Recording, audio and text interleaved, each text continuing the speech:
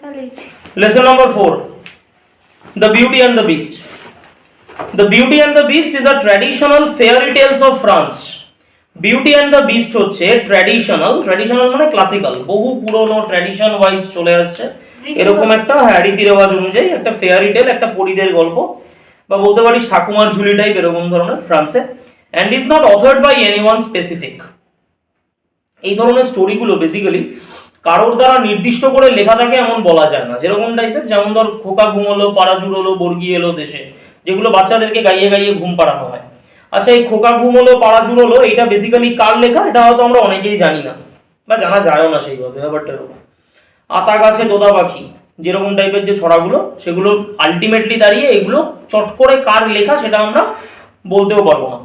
তার মানে ফ্যাক্টরটা কি? ফ্যাক্টরটা হচ্ছে এইটা বহু যুগ ধরে এই সব ছড়াগুলো জেনারেশন বাই জেনারেশন কি হচ্ছে চলে আসছে, এরকম ধরনের ব্যাপারটা। জেনারেশন বাই জেনারেশন বলতে হয়তো দেখা যাচ্ছে আমার ঠাকুমা আমার বাবাকেও শুনিয়েছিলেন ছোটবেলায়, আমার বাবা যখন ছোট ছিল, আমার বাবা আমাকে শুনিয়েছিলেন ছোটবেলায় যখন আমি ছোট ছিলাম, আমি আমার ছেলেকে শোনাচ্ছি যখন সে ছোট আছে। ব্যাপারটা এরকম ধরনের। তার মানে ব্যাপারটা কি হচ্ছে, জেনারেশন বাই জেনারেশন এই কবিতাগুলো সেগুলো চলে আসছে এবং ঘুম পাড়ানিয়া গান হিসাবে বিভিন্ন টাইপের ভাবে ব্যবহৃত হচ্ছে। এক্স্যাক্টলি এই টাইপের স্টোরিজগুলো কিছুটা তাই। কেন? কারণটা হচ্ছে সেটা হচ্ছে এই যে গল্পগুলো রয়েছে এগুলো বেসিক্যালি রূপকথার উপরে বেস করে এই স্টোরিগুলো লেখা। তার মানে যখন এই স্টোরিগুলো রূপকথার উপরে বেস করে লেখা, খুব স্বাভাবিকভাবে এই স্টোরিগুলো কার লেখা বা অথর কে, তার রাইটার কে, এইসব এতটা বেশি ম্যাটার করে না। এটা শুধু বলা হচ্ছে যে একদম ফ্রান্সের একটা ফেয়ারি টেল, একটা স্টোরি নির্মিত হয়েছিল ফ্রান্সের মধ্যে, এক নম্বর। কিন্তু লেখককে সেটা সঠিকভাবে জানা যায় না পরবর্তীকালে। শুধু ফ্রান্সে নয়, হয়তো বিভিন্ন দেশে বিভিন্ন জায়গাতে এটা কি করা হয়েছে, এটাকে নিয়ে কাজ করা হয়েছে বা স্টোরিটাকে ব্যবহার করা হয়েছে। It is retold by several famous writers. বিখ্যাত লেখকরাও এই ধরনের এই স্টোরিটাকে নিয়ে রিটোল্ড করেছেন। রিটোল্ড মানে, টোল্ড মানে কি বলা বা বলেছিল, রিটোল্ড মানে পুনরায় বলেছিল, মানে বারংবার করে বা বারবার করে বিভিন্ন টাইপের ফেমাস রাইটাররা কি করেছেন, এই ধরনের স্টোরিজগুলোকে নিয়ে তারা আলোচনা করেছেন। Animation films have also been made on this story. এই গল্পের উপরে বেস করে কি তৈরি হয়েছে, অ্যানিমেশনের উপরে বিভিন্ন ছবি যেগুলো সেগুলো তৈরি হয়েছে। ওকে, চলে আসি গল্পের মধ্যে। Once upon a time, একদা এক সময়, a wealthy merchant lived in a big mansion with his 3 daughters. Underline. একদা এক সময় একজন wealthy merchants মানে যথেষ্ট বিত্তশালী, সম্পত্তিশালী, ধনবান একজন ব্যবসায়ী, তিনি কি করছেন, lived in a big mansion, তিনি একটা বিরাট বড় প্রাসাদের মধ্যে থাকতেন, with his 3 daughters, তার কজন সন্তানকে নিয়ে, 3 জন কন্যা, 3 কন্যাকে নিয়ে একজন বিরাট বিত্তশালী ব্যবসায়ী তিনি কি করতেন, একটা বিরাট বড় রাজপ্রাসাদের মধ্যে থাকতেন। All of them were very beautiful. 3 কন্যাই খুব সুন্দরী। The youngest girl was Belle বা বেলি, দুটোই বলা যায়, আন্ডারলাইন। ইয়াংগেস্ট গার্লের নাম কি? ইয়াংগেস্ট গার্লের নাম হচ্ছে বেল, চাইলে বেলিও বলতে পারি। প্রশ্ন হচ্ছে কেন স্যার দু রকমের উচ্চারণ কেন? কারণ বিষয়টা হচ্ছে আলটিমেটলি প্রপার নাউনের ক্ষেত্রে অনেক জায়গাতে কি করা হয়, দু রকমের উচ্চারণটাকে মেনে নেওয়া হয়। কিরকম প্রপার নাউনের ক্ষেত্রে দু ধরনের উচ্চারণ?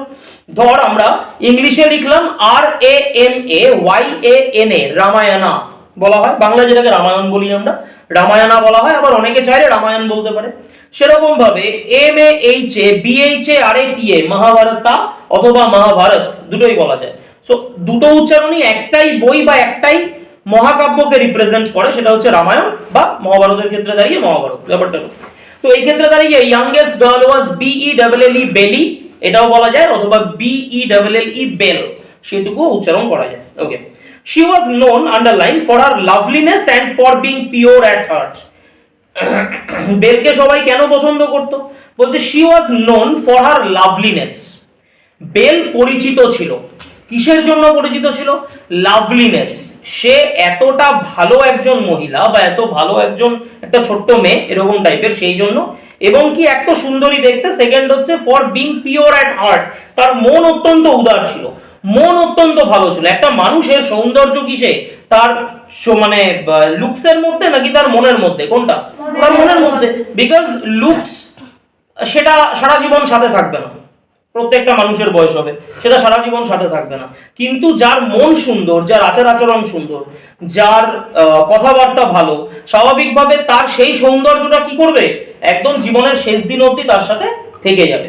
তো বেলের ব্যাপারটাও তাই, ওর তো দুটোই ভালো, মানে বেলকে দেখতেও যেমন সুন্দরী, আবার সেই সঙ্গে ওর মন মানসিকতাও ততটাই পিওর, পিওর মানে একেবারে শুদ্ধ প্রকৃতির। Her sisters in contrast underline were wicked and selfish, তার বোনেরা দেখ, তার বোনেরা কিন্তু দেখতে সুন্দরী, কিন্তু কেমন আচার আচরণগত দিক দিয়ে কেমন, উইকেড, উইকেড মানে বদমাইশ শয়তান টাইপের, এবং কি সেলফিশ, সেলফিশ মানে কি স্বার্থপর ধরনের। তার মানে তার বোনেরা কি খুব বদমাইশ বা স্বার্থপর, দেখতে ভালো কিন্তু চরিত্রের দিক দিয়ে বা আচার আচরণগত দিক দিয়ে একদমই ভালো নয়। But their fortune soon changed, তাদের ভাগ্য খুব তাড়াতাড়ি কি হলো, পরিবর্তিত হয়ে গেল। The merchant lost all his wealth in a tempest on sea, ছিল কি বিশাল বড় লোক, বিরাট বড় প্রাসাদে বাস করতো, কিন্তু সাডেনলি ব্যবসায় কি হলো, অনেক টাকা লস খেয়ে গেল মার্চেন্ট। কিভাবে লস খেলো, বলছে the merchant lost all his wealth, merchant তার সমস্ত ওয়েলথ, সমস্ত সম্পত্তি, সেটা কি হলো, মার্চেন্ট হারিয়ে ফেললো। কিসে হারিয়ে ফেললো, in a tempest on sea, tempest মানে ঝড়, প্রবল ঝড়ে মার্চেন্ট কি করেছে, তার যাবতীয় টাকা পয়সা সমস্ত লস হয়ে গেছে, হারিয়ে গেছে, এরকম টাইপের ব্যাপার, সমস্ত সম্পত্তি শেষ। সমুদ্রের মধ্যে এমন ঝড় হয়েছে, এবার স্বাভাবিক সমুদ্রের মধ্যে ঝড় হয়েছে, ফলে মার্চেন্টের কিসের ব্যবসা ছিল, জাহাজের বিজনেস। এবার স্বাভাবিক জাহাজ কি হবে, তখন সমুদ্রে ঝড় হলে ডুবে যাবে, সেটাই স্বাভাবিক ব্যাপার। তার মানে যখন ডুবে যাচ্ছে জাহাজ, তার মানে অনেক টাকা কি হলো, ওইখানটাতেই মার্চেন্ট ক্ষতি হয়ে গেল।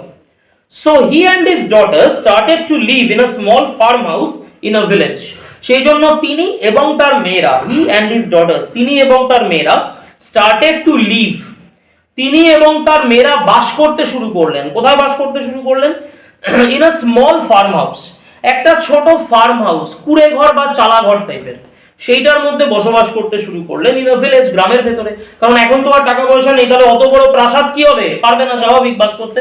তার মানে এখন কি করতে শুরু করলেন মার্চেন্ট, তার তিন মেয়েকে নিয়ে তিনি একটা ছোট্ট কুড়ে ঘরের ভেতরে বসবাস করতে শুরু করলেন, একটা গ্রামের ভেতরে।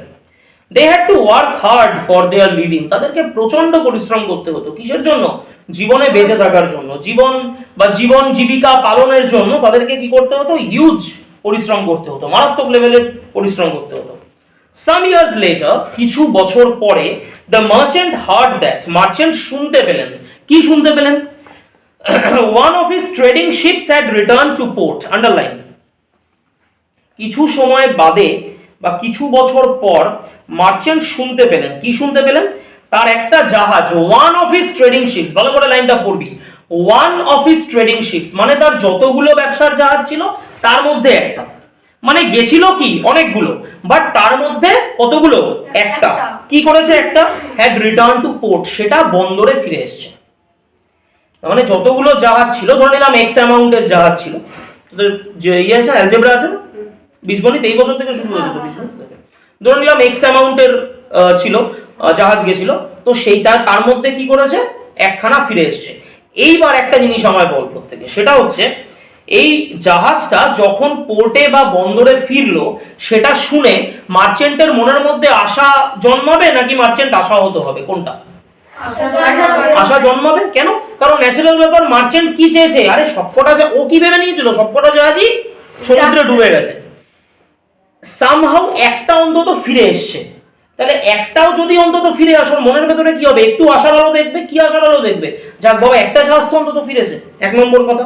আচ্ছা, দু নম্বর কথা হচ্ছে ও আর আগের মতন বড় লোক নেই, তার মানে ও যদি আগের মতন বড় লোক না থাকে, তাহলে সেই ক্ষেত্রে ওর এখন কিসের দরকার, টাকা পয়সার দরকার। তাহলে একটা জাহাজও যদি ফিরে আসে, সেইখান থেকে কি হবে, জাহাজ ফিরে এসছে মানে কি, তার ভেতরে কিছু মালপত্র থাকবে, তাহলে মালপত্রটাও কি হবে, ও পেতে পারে বা পাওয়ার একটা চান্স রয়েছে। সেই মালপত্রটাকেও যদি ও বাইরে বিক্রি করে বা কিছু, তাতেও কি আসবে, কিছু টাকা পয়সা আসবে। তার মানে স্বাভাবিকভাবে মার্চেন্ট কি হলো, শুনে একটুখানি আশার আলো ফিরে পেলো। কিরকম আশার আলো, যে যাক বাবা অন্তত একটা জাহাজ ফিরে এসছে, আমি কি করতে পারবো, সেটাকে অন্তত কিছুটা, জাহাজটাকে বিক্রি করে হোক কি জাহাজের মালপত্র বিক্রি করে হোক, কিছুটা পরিমাণ অন্তত টাকা পয়সা আমি পেতে পারি, এই একটা মনের মধ্যে ওর কি হলো, একটা আশার আলো দেখতে লাগলো। somehow it had escaped the violent storm, প্রবল ঝড়, প্রবল ঝড়ের মধ্যে থেকে যাই হোক কোনোভাবে একটা জাহাজটা বেরিয়ে চলে এসেছে। এসকেপ মানে অ্যাকচুয়ালি পালিয়ে আসা, এই ক্ষেত্রে কিরকম, সমুদ্রের বিশাল উথাল পাথাল ঢেউ টেউ ইত্যাদি কাটিয়ে ঠাটিয়ে যাই হোক কোনোভাবে একটা জাহাজটা এসে বন্দরে ফিরেছে। Hence the merchant decided to return to the city, সুতরাং মার্চেন্ট ডিসাইড করলেন, মার্চেন্ট স্থির করলেন, কি স্থির করলেন, two return to the city, তিনি কোথায় ফিরবেন, শহরে ফিরবেন কি জন্য? To discover whether it is still contained anything of value। ভালো করে লাইনটা বুঝবি, বলছে whether it is still contained anything of value। contain মানে থাকা, জাহাজটার কি আদৌ কোনো মূল্য আর আছে? জাহাজটার কি আদৌ কোনো মূল্য আর আছে? মানে জাহাজটা ফিরে এসছে, কি অবস্থায় ফিরে এসছে? ভেঙে চুরে গেছে নাকি আস্ত আছে? মার্চেন্ট কিছুই বুঝতে পারছে না। তার মানে মার্চেন্টের এখন দেখে মনে হচ্ছে জাহাজটার কি আদৌ কিছু ঠিকঠাক আছে পার্টস গুলো, তাহলে সেইগুলো জানতে গেলে মার্চেন্ট কি করছে? জাহাজটাকে দেখতে যাচ্ছে। Before living he asked his daughters. যখন সে বাড়ি থেকে বেরোবে এরকম টাইপের, সে তার 3 কন্যাকে জিজ্ঞাসা করছে, কি বলছে? Do you want me to bring any gift upon my return? আচ্ছা আমি তো যাচ্ছি, তোদের জন্য কি কোনো গিফট আনবো? 3 জন মেয়েকে সে জিজ্ঞাসা করলো। পরের লাইনটা দেখাতে হবে। Both his elder daughters asked for jewels and fine dresses। তার 2 বড় কন্যা তারা কি বললো যে বাবা কি আনবে তুমি আমাদের জন্য? জুয়েলস। জুয়েলস মানে জুয়েলারি, গয়নাগাটি। ফাইন ড্রেসেস মানে সুন্দর সুন্দর জামা কাপড়। কারা দুজন বললো? বড় 2 কন্যা বললো। বাট বেল সেড, বেল ওইসব কিছু চাইলো না। বেল কি বলছে? বেল বলছে ফাদার প্রমিস মি, বলছে বাবা আমাকে প্রমিস করো। কি প্রমিস করো? You will bring me a rare rose. তুমি আমাকে একটা রেয়ার গোলাপ ফুল এনে দেবে। রেয়ার মানে দুষ্প্রাপ্য, যেই গোলাপ ফুলটা সব জায়গাতে পাওয়া যায় না, এরকম একটা গোলাপ ফুল। মানে তুমি আমার একটা লাল গোলাপ এনে দিলে তাহলে হবে না, লাল গোলাপ তো যে কোনো জায়গায় পাওয়া যায়, খুব কম পাওয়া যায়। বা এরকম একটা ফুল যেই গোলাপ ফুলটা সব জায়গাতে হয় না, সব জায়গাতে ফোটে না, এরকম একটা গোলাপ ফুল খুঁজে খুঁজে আমাকে তুমি এনে দেবে। তো পাওয়া খুব ভাগ্যের ব্যাপার। হ্যাঁ, father promise me you will bring me a rare rose. তুমি আমাকে একটা দুষ্প্রাপ্য গোলাপ ফুল এনে দেবে। That does not grow in this part of the country, যেটা আমাদের দেশের এলাকায় হয় না, সেই রকম একটা গোলাপ ফুল তুমি আমায় এনে দেবে। ভালো কথা। Having agreed to her request. আচ্ছা বেলেরটাও দেখাতে হবে। হ্যাঁ, বেল কি চেয়েছিল? ফাদার প্রমিস মি থেকে শুরু করে কান্ট্রি অবধি। Having agreed to her request, রিকোয়েস্টে রাজি হয়ে the merchant set off for the city. Merchant কোথায় বেরিয়ে গেল? শহরের উদ্দেশ্যে বেরিয়ে গেল। when he reached the city he found to his dismay। যখন সে শহরে গিয়ে পৌঁছালো, সে ডিসমে মানে একদম নিজেই মানে হতাশ হয়ে গেছে মার্চেন্ট। কেন হতাশ হয়ে গেছে? That is ships cargo. Underline করবি, হতাশ হওয়ার কারণ কি ছিল? দ্যাট থেকে, that is ships cargo had been ceased to pay his dates. Merchant একেবারে হতাশ হয়ে গেছে। কেন হতাশ হয়ে গেছে? বলছে তার জাহাজের যে সমস্ত মালপত্র, কার্গো মানে মালপত্র, জাহাজের যেই সমস্ত মালপত্রগুলো ছিল, মানে জাহাজটা ফিরেছে, এটা সত্যি খবর। 1 নম্বর, ও গেছেও জাহাজটাকে দেখতে, জাহাজ কিছু মালপত্রও নিয়ে এসছে, সেটাও সত্যিকারের খবর। কিন্তু প্রবলেমটা কি? জাহাজের মালপত্রগুলো আটকে দেওয়া হয়েছে। সিজ মানে বাজেয়াপ্ত করে নেওয়া হয়েছে। কিসের জন্য বাজেয়াপ্ত? To pay his dates. Dates মানে দেনা। ডেটস মানে কি বললাম? দেনা। মানে কিরকম টাইপের? মার্চেন্টের বাজারে অনেক ধার হয়ে গেছিল। মার্চেন্টের বাজারে অনেক কি হয়ে গেছিল? ধার হয়ে গেছিল। ধার মানে কিরকম? ধর আমি রামবাবুর কাছ থেকে 100 টাকা নিলাম, কি ধার নিলাম, কিন্তু আর শোধ দিতে পারছি না। তো রামবাবু তখন কি করবে?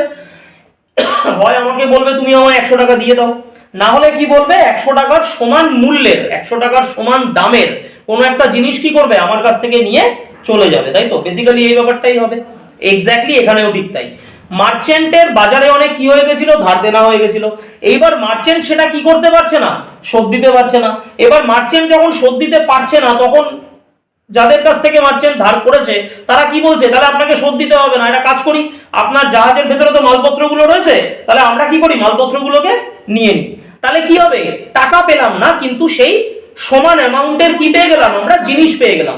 তো ব্যাপারটা একই হয়ে গেল, শোধ হয়ে গেল বিষয়টা, এরকম ধরনের। তো মার্চেন্ট বেসিক্যালি আর কি পেল না? কোনো টাকা পয়সাই হাতে পেল না, কারণ ওর যা কিছু জাহাজের যে কোনো জিনিসগুলো সেগুলো সমস্ত বাজেয়াপ্ত করে নেওয়া হলো। So he left with no money to buy any present for his daughters। তার কাছে 1 বিন্দু টাকা পয়সা রইল না, সে কোনো রকম কোনো গিফট তার মেয়েদের জন্য যে কিনবে এরকম টাইপের কিছু কিনতে পারলো না। While returning he lost his way in a forest।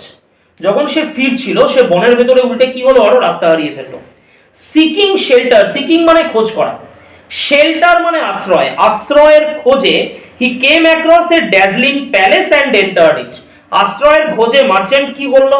একটা ড্যাজলিং প্যালেস, ড্যাজলিং মানে উজ্জ্বল, জল করছে একটা প্রাসাদ, বনের ভেতরেই একটা জল করছে প্রাসাদ, সেই প্রাসাদের সামনে এলো অ্যান্ড এন্টার্ড ইট, এবং প্রাসাদের ভেতরে ঢুকলো। পরের লাইনটা underline. Inside he found tables laden with food and drink, পুরোটা, which had apparently been left for him by the palace's unseen owner. বলছে ইনসাইড, ভেতরে, মানে প্রাসাদের ভেতরে ঢুকে সে কি দেখতে পেল? হি ফাউন্ড টেবিলস, সে বিভিন্ন কি দেখতে পেল? টেবিলস দেখতে পেল, টেবিল সাজানো রয়েছে। ল্যাডেন, ল্যাডেন মানে সাজানো, সুসজ্জিত রয়েছে টেবিলগুলো, সুন্দর করে টেবিলগুলো সাজানো রয়েছে। কি কি দিয়ে সাজানো রয়েছে? উইথ ফুড অ্যান্ড ড্রিঙ্ক, খাবার দিয়ে, পানীয় দিয়ে সুন্দর করে টেবিলগুলো সাজানো রয়েছে। which had apparently been left for him by the palace's unseen owner. Merchant দেখে কি ভাবলো? আরে বাপরে, এ তো প্যালেসের যে আনসিন ওনার, মানে প্যালেসের যে মালিক। আচ্ছা, মালিকের সাথে কি মার্চেন্টের দেখা হয়েছে তখন অবধি? না, তার জন্য বলেছে আনসিন, সে দেখেনি তখন অবধি মালিককে। তো প্যালেসের যে মালিক, যে এখনো অবধি যার সাথে মার্চেন্টের দেখা হয়নি, তো মার্চেন্ট ভাবলো আরে প্রাসাদের মালিক কি জন্য সাজিয়ে রেখেছে? আমার জন্যই বোধহয় সাজিয়ে রেখেছে, খাবার সাজিয়ে রেখেছে, বিভিন্ন পানীয় সাজিয়ে রেখেছে। মার্চেন্টের পেয়ে গেছিল কি? খিদে, বনের মধ্যে ঘুরতে ঘুরতে, রাস্তা হারিয়ে, অনেক হাঁটতে হাঁটতে ও ক্লান্ত, এরকম টাইপের। তো ওর পেয়ে গেছে খিদে, তো ও কি করেছে এবার? কে কার খাওয়ার জন্য রেখেছে না রেখেছে অত আর হিসাব করেনি, সামনে দেখেছে টেবিল ভর্তি খাবার, টেবিল ভর্তি পানীয়, ও গবাগপ কি করেছে? সব পেটে পুরে দিয়েছে। এবং কি, the merchant accepted this gift, merchant এই গিফটটাকে অ্যাকসেপ্ট করলো, eat to his heart's content, প্রাণ ভরে খেয়ে নিল, and spent the night at the palace, এবং প্রাসাদের মধ্যেই রাত্রিটা কাটিয়ে দিল। The next morning as the merchant was about to leave, পরের দিন সকালবেলা মার্চেন্ট যখন বেরোবে সেইখান থেকে, ও এবার সকাল টকাল হয়ে গেছে, যাই হোক সেইখান থেকে বেরোবে, হি স এ রোজ গার্ডেন, সে কি দেখতে পেলো? একটা গোলাপ ফুলের বাগান দেখতে পেলো সেইখানে। এন্ড রিকল মানে মনে করা, মনে করলো, কি মনে করলো? That Belle had desired a rose, Belle কি চেয়েছিল? ফুল চেয়েছিল। বলছে বড় দুই মেয়ে যা চেয়েছে, মানে ওই ফাইন ড্রেস, জুয়েলারি, ওইগুলো তো আর আনা সম্ভব নয়, কারণ ওর কাছে কোনো টাকা পয়সা নেই, কিন্তু বেল একটা ছোটখাটো গিফট চেয়েছে, একটা গোলাপ ফুল চেয়েছে শুধুমাত্র। তো ঠিক আছে, তার মানে আমি ছোট মেয়ের জন্য এটাকে নিয়ে যাই।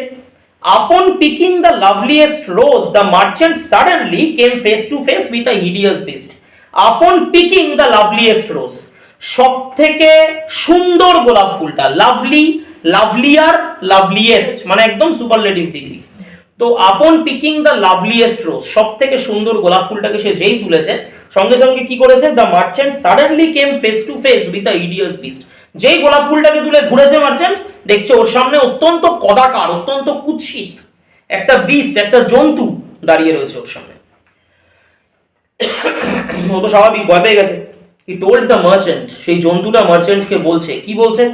বলছে last night you are hungry and shelterless, বলছে গত রাত্রিবেলা তুমি কি ছিলে?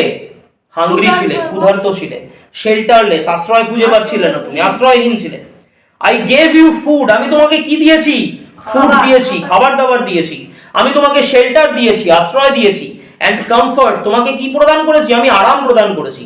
তাহলে গত রাত্রিবেলা তুমি কি ছিলে? ক্ষুধার্ত ছিলে, তুমি আশ্রয় খুঁজে পাচ্ছিলে না, আমি তোমাকে সব রকম ভাবে কি করেছি? সেবা করেছি। তুমি আমার সেবা নেওয়ার পরে আজকে আমার বাগান থেকে কি করছো? ফুল চুরি করছো। এটা অন্যায়, হ্যাঁ কি না? অন্যায়। তার মানে তোমাকে কি করতে হবে? শাস্তি পেতে হবে। এই হচ্ছে বিষয়টা। তো বলছে I gave you food, shelter and comfort, and now, এবং এখন you are taking away my most precious possession, এখন তুমি কি করছো? টেক অ্যাওয়ে করছো। টেক অ্যাওয়ে মানে নিয়ে যাচ্ছ। কি নিয়ে যাচ্ছ? আমার সব থেকে দামি পজেশন, পজেশন মানে অধিকৃত বস্তু, মানে আমার বাগানে সব থেকে দামি যে জিনিসটা রয়েছে, তুমি কি করছো? সেটাকে এখন নিয়ে যাচ্ছ।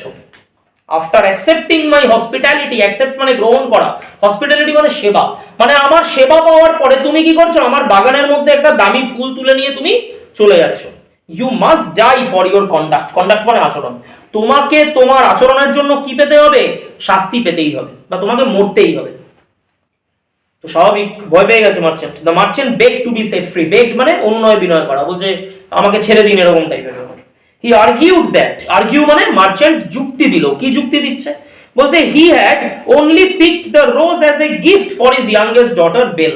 মার্চেন্ট বলছে প্লিজ আমায় ছেড়ে দিন, আমি আমার ছোট মেয়ে বেলের জন্য কি করেছি? একটা গোলাপ ফুল শুধুমাত্র তুলেছি, আমাকে প্লিজ আপনি মেরে ফেলবেন না। At last the beast agreed. সবশেষে বিস্ট কি হলো, রাজি হলো। ফাইন, বিস্ট বললো ঠিক আছে, you can take the rose for Belle, তুমি কি করতে পারো, বেলের জন্য ফুলটা নিয়ে যেতে পারো, কোনো প্রবলেম নেই, বাট এইবার শর্ত দিচ্ছে ওকে। কি শর্ত দিচ্ছে, বলছে you will have to return to the castle, তোমাকে কোথায় ফিরে আসতে হবে, তুমি বেলের কাছে ফুলটা দিয়ে আবার কোথায় ফিরে আসবে, তুমি ক্যাসেল মানে আমার দুর্গে ফিরে আসবে। অর যদি তুমি না ফিরে আসো তাহলে কাকে ফিরে আসতে হবে তোমার বদলে, else your daughter shall come to stay with me in this castle, না হলে কাকে ফিরে আসতে হবে, তোমার মেয়েকে ফিরে আসতে হবে। কোথায়, এই ক্যাসেলে থাকার জন্য, এই দুর্গে থাকার জন্য। কার সঙ্গে থাকবে, তোমার মেয়ে এসে আমার সঙ্গে থাকবে। The merchant was upset, merchant ভীষণ আপসেট হয়ে গেল, খুব মন খারাপ হয়ে গেল, বাট অ্যাকসেপ্টেড দিস কন্ডিশন, কিছু করার নেই, ওই শর্তটা ওকে পালন করতেই হবে, মানতেই হবে, না হলে তো বিস্ট ওখানেই মেরে ফেলবে। তো বলছে ঠিক আছে আমি আসবো ফিরে। The beast sent him on his way, beast কি করলো, তাকে তার রাস্তায় পাঠিয়ে দিল। With jewels and fine clothes for his daughters, underline, তার বড় দুই মেয়ের জন্য কি দিয়ে দিল, জুয়েলস গয়নাগাটি দিয়ে দিল, এবং কি ফাইন ক্লথ সুন্দর জামা কাপড় দিয়ে পাঠিয়ে দিয়েছে, আর গোলাপ ফুলটা তো বেলের জন্য দিয়েছে, দিয়ে পাঠিয়ে দিয়েছে। এন্ড স্ট্রেস দ্যাট, স্ট্রেস মানে জোর দিয়ে বলা, বারবার করে বুঝিয়ে বললো, বারবার করে কি বুঝিয়ে বললো, Belle must come to the castle of her own accord, accord মানে ইচ্ছা, বলছে বেলকে অবশ্যই প্রাসাদে ফিরতে হবে, কিসের কারণে, অ্যাকর্ড মানে স্ব ইচ্ছায়, নিজের ইচ্ছায় বেলকে কি করতে হবে, প্রাসাদে ফিরে আসতে হবে। মানে তোমার গিফটটা তুমি তোমার মেয়েকে দেবে, এই গিফটগুলো দিয়ে তোমার মেয়েকে, ছোট মেয়েকে বলবে আমার এখানে এসে আমার সঙ্গে বাস করতে থাকতে। The merchant upon arriving home, merchant ঘরে পৌঁছানোর পরে try to hide the secret from Belle, hide মানে লুকানো, বেলের কাছ থেকে সিক্রেটটা কি করতে চাইলো, গোপন করতে চাইলো, লুকোতে চাইলো, বেলকে বললো না। But she pride it from him, pride মানে কোনোভাবে বেল সেটাকে যেন তেন প্রকারেণ জেনে গেল, যে বাবা এরকম একটা সমস্যার মধ্যে পড়েছিল, আর সেই বিস্ট কি করেছে, বাবাকে অর্ডার করেছে যে আমাকে গিয়ে কোথায় থাকতে হবে, বিস্টের সঙ্গে ক্যাসেলে থাকতে হবে, এটা বেল কোনোভাবে জেনে গেছে।